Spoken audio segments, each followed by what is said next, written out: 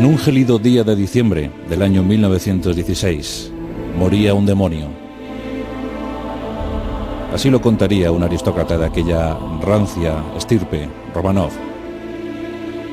En ese 30 de diciembre, en nuestro calendario, 16 de diciembre para los ortodoxos rusos, moría ese demonio, ese diablo, un diablo como jamás había visto desde los tiempos de Iván IV el Terrible. Su nombre era Grigori Efimovich, pero todos le conocieron como el depravado. El depravado, cuya traducción no era otra sino la de Rasputnik, Rasputín para todos, el pervertido, el depravado. Hoy, en los pasajes de la historia, contamos algo más sobre la leyenda de aquel que se consideró a sí mismo como un monje loco.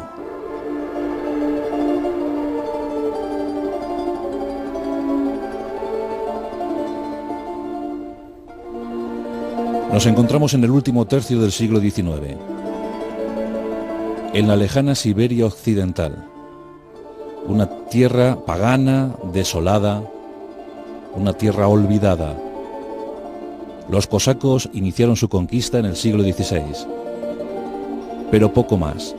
Siberia estaba a merced de la suerte, y en aquel terruño, en aquel inmenso terruño, crecieron personajes como Rasputín. En una aldea llamada Prokoskoe, hacia el año 1872, en esto es difícil siempre establecer una fecha, porque la vida de Rasputín está cubierta por la nebulosa. Unas biografías afirman que nació en torno a 1864, otros dirán en torno a 1871, pero las más nos cuentan que en torno a 1872, en Prokoskoe, nació Grigori Efimovich. Tiempos duros y salvajes. Los Románov daban sus últimos coletazos. Curiosamente, la dinastía iniciada por aquel demonio, aquel bélico Iván IV, aquella dinastía fundada por los vikingos rus, pues aquella dinastía iba a ver sus últimos momentos, iba a dar sus últimos estertores, de la mano de otro ser maligno. Eso es al menos lo que contaba la aristocracia, el ejército, la sociedad en general. Todos veían Rasputín como al anticristo. En 1872 nacía en Prokoskoe y fue creciendo pues al socaire de los elementos, en contacto permanente con el campo, sin formación académica alguna.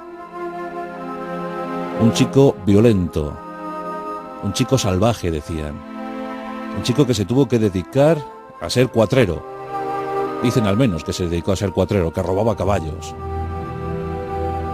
que le gustaba mucho las orgías, gustaba de las mujeres,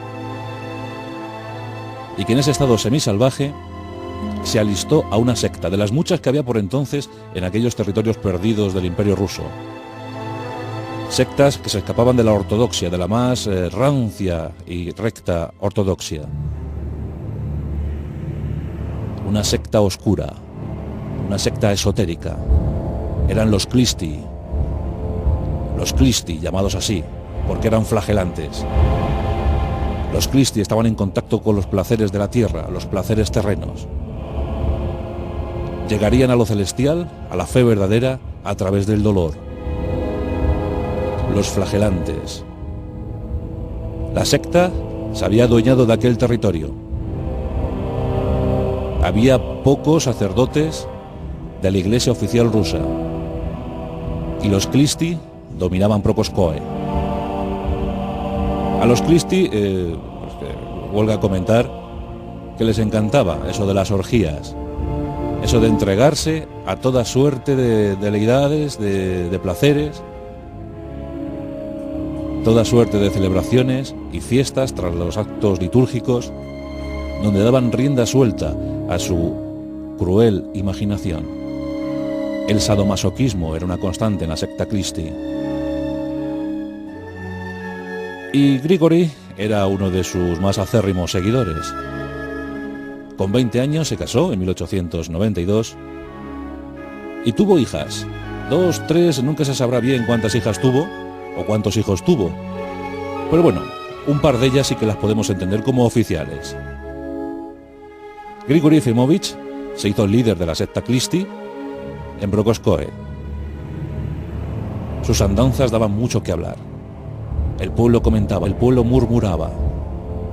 Hablaba de aquellas orgías, de aquellos actos acelerados que se producían tras las celebraciones litúrgicas que proclamaba Grigori.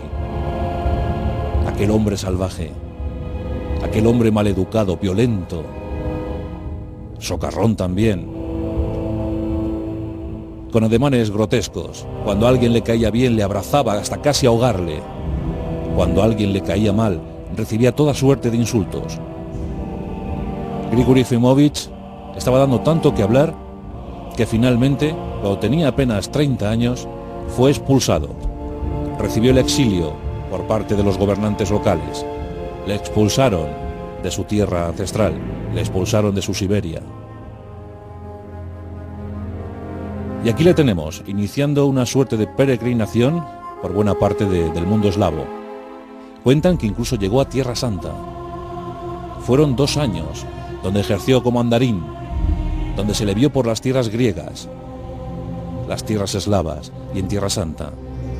Dicen que en esos 2 años fue acumulando conocimientos, porque lo cierto es que Rasputín tenía una mente prodigiosa. Cuentan que podía ver el futuro, que podía acertar a vaticinar toda suerte de biografías, toda suerte de acontecimientos. Y además, su querencia por lo esotérico le hizo aprender viejas técnicas de curación, la imposición de manos, el conocimiento del hipnotismo. Sí, Rasputín era un perfecto hipnotizador. Manejaba perfectamente la mirada, una mirada profunda, una mirada vivaz, una mirada con tanto carisma que aquel que osaba enfrentarse a él siempre tenía que bajar el gesto. En 1903 regresa a la tierra rusa. Se le puede ver deambulando por las calles de San Petersburgo. Cuenta que es un starev. El starev es el santo popular, es el adivino popular. Esa es la denominación rusa que se le daba a este tipo de personajes. Pues como starev pasea por las calles de San Petersburgo. San Petersburgo, amenazada siempre por la revolución en esos momentos, pero todavía con cierto esplendor propio del imperio zarista. Rasputín el depravado, Rasputín el inmoral, tiene un objetivo: acercarse a la clase gobernante. A él le gustaba vivir bien, le gustaba estar instalado perfectamente en el exceso. Y durante 2 años proclama por las calles que él es capaz de curar, que él es capaz de adivinar, que es el mejor starev de toda la Rusia, de todo el imperio ruso. Y esto no escapa a las clases aristocráticas, muy snob, siempre deseando conocer algo nuevo, muy influenciadas por todo lo esotérico, por todo lo pagano, siempre a escondidas, siempre en la trastienda del palacio. En ese tiempo, la cultura teosófica circulaba libremente por San Petersburgo. La teosofía abrió la puerta a Rasputín. Los aristócratas rusos empezaron a recibir a Rasputín en sus salones.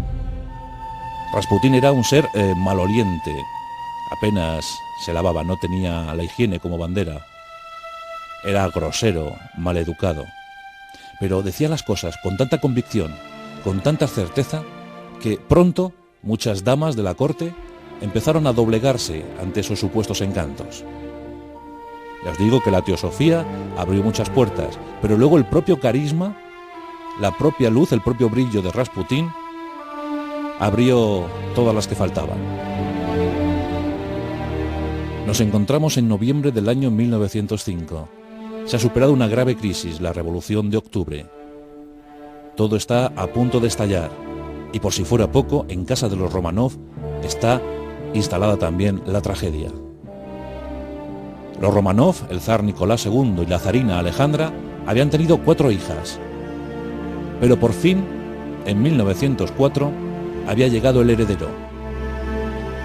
Alexei, el zarevich, aquel que era llamado a ser nuevo zar de todas las Rusias, el sucesor de Nicolás II. el atribulado Nicolás II, amenazado por todos los puntos del imperio. Alexei tenía el mal, un mal endémico en muchas cortes reales, en muchas familias reales.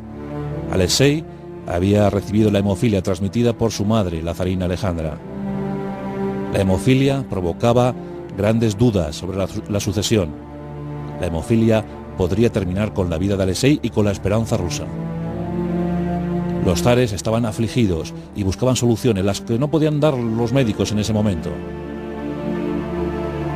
Nicolás y Alejandra escuchan, en boca de algunos aristócratas, los prodigios de los que era capaz aquel llamado Rasputín,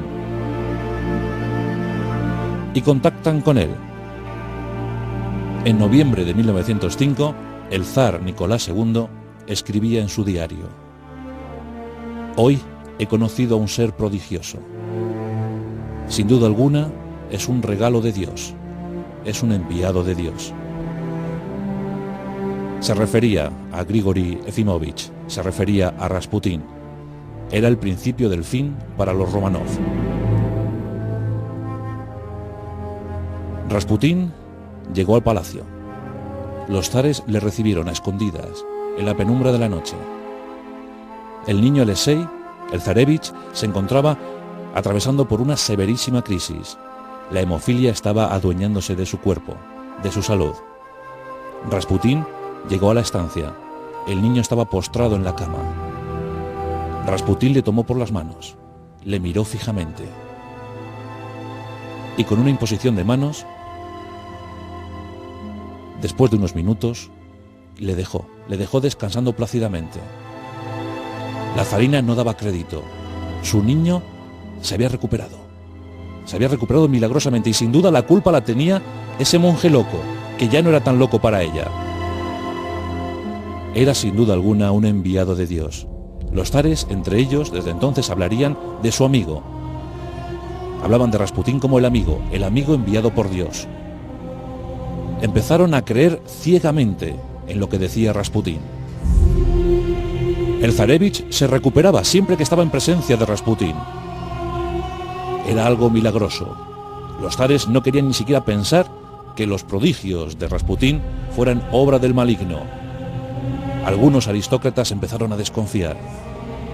Aquel monje loco pasaba demasiado tiempo en la corte, pasaba demasiado tiempo en palacio. Y por si fuera poco, en el transcurso de los meses, empezaba a manipular la conciencia, la voluntad, la dignidad de los zares.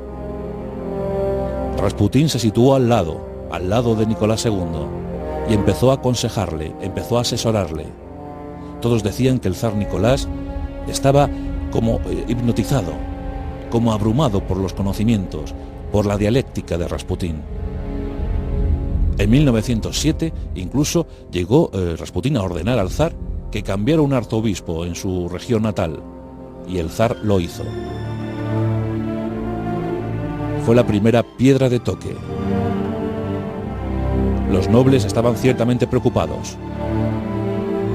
Allá por el año 1911, no había una sola decisión adoptada por el zar que no sufriera la supervisión de Rasputín. Mientras tanto, las orgías se sucedían. Rasputín se daba la buena vida. Los prostíbulos eran frecuentados por Rasputín. Se cuenta que todas las prostitutas le conocían perfectamente. Las obscenidades de aquel monje loco eran más que conocidas, sobradamente conocidas. La aristocracia empieza a confabularse contra Rasputín. El zar lo conoce, lo sabe, pero ¿quién, sino él, puede curar a su hijo? Ordena a la policía secreta zarista que escolte a Rasputín, que impidan que nadie atente contra la vida de Rasputín, y que a la vez elaboren informes sobre la conducta, sobre la vida de Rasputín.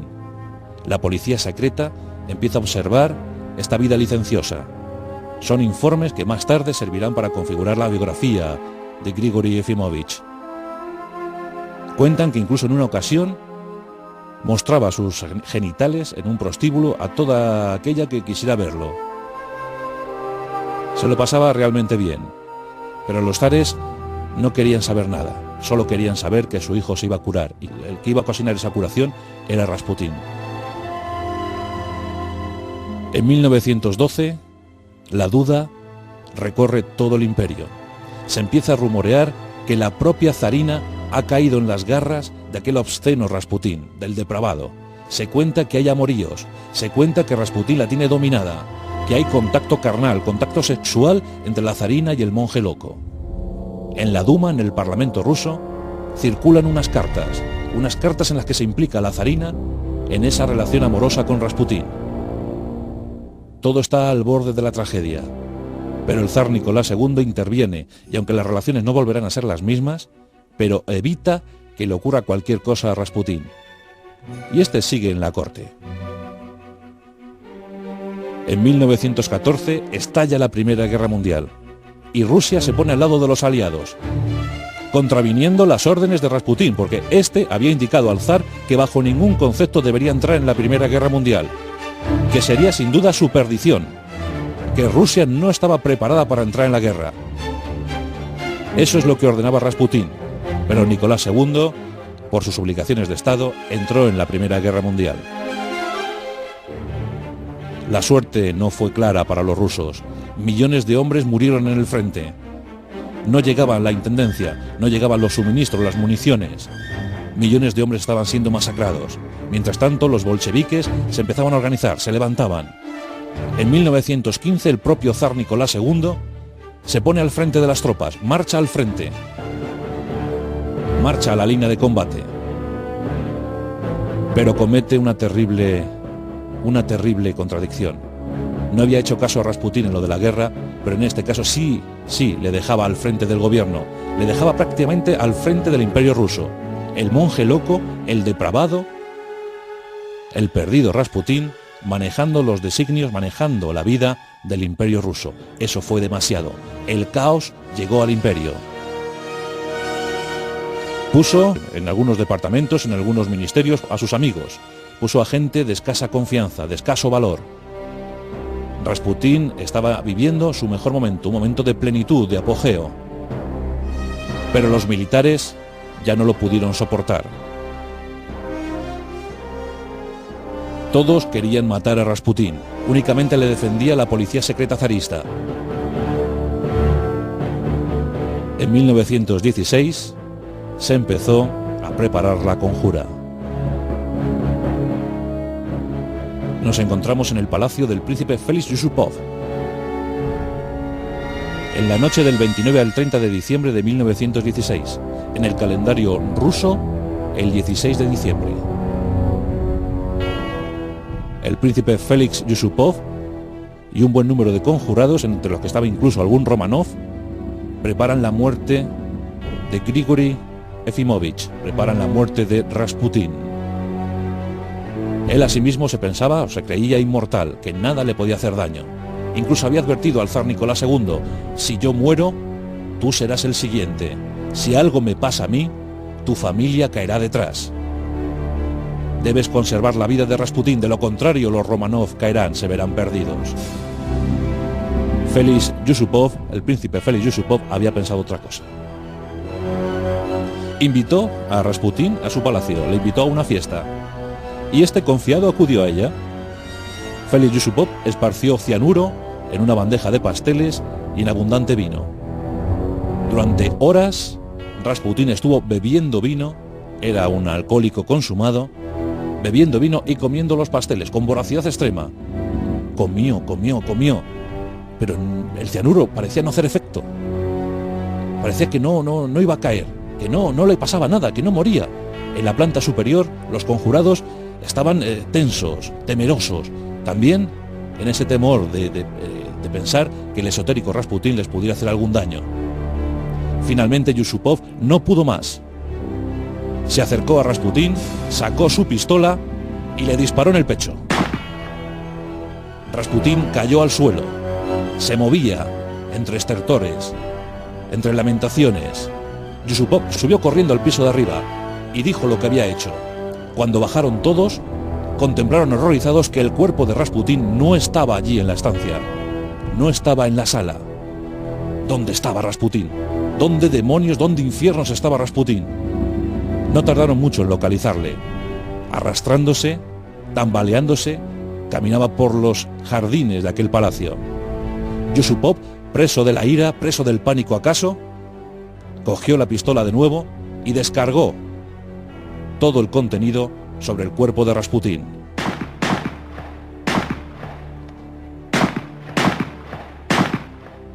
Un montón de balas se incrustaron en el cuerpo de Rasputín. Los confabulados se acercaron con mucho sigilo, porque todavía pensaban que aquel demonio podría respirar. Se acercaron al cuerpo de Rasputín. Le amortajaron con una tela, abrieron un orificio en el río congelado, en el Nevezma, y una vez que hubieron abierto ese orificio, ese boquete, incrustaron el cuerpo de Rasputín en el cauce fluvial. Era el fin de Rasputín. Pero el horror llegó cuando se descubrió el cuerpo horas más tarde.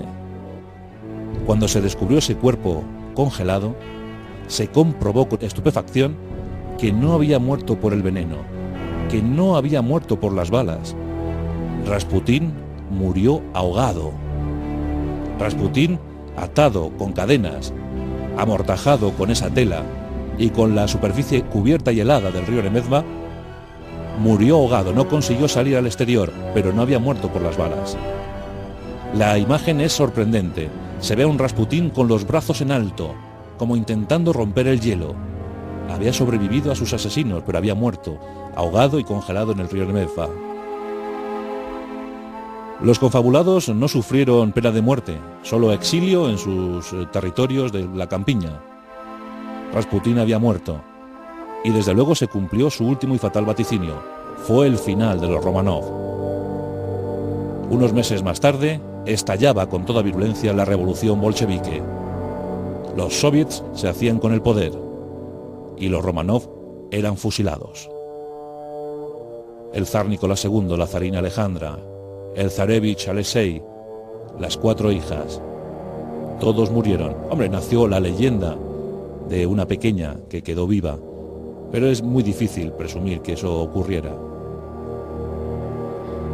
La historia de Grigori Efinovich, la historia de Rasputín, el depravado, el último demonio de Rusia. La rosa de los vientos.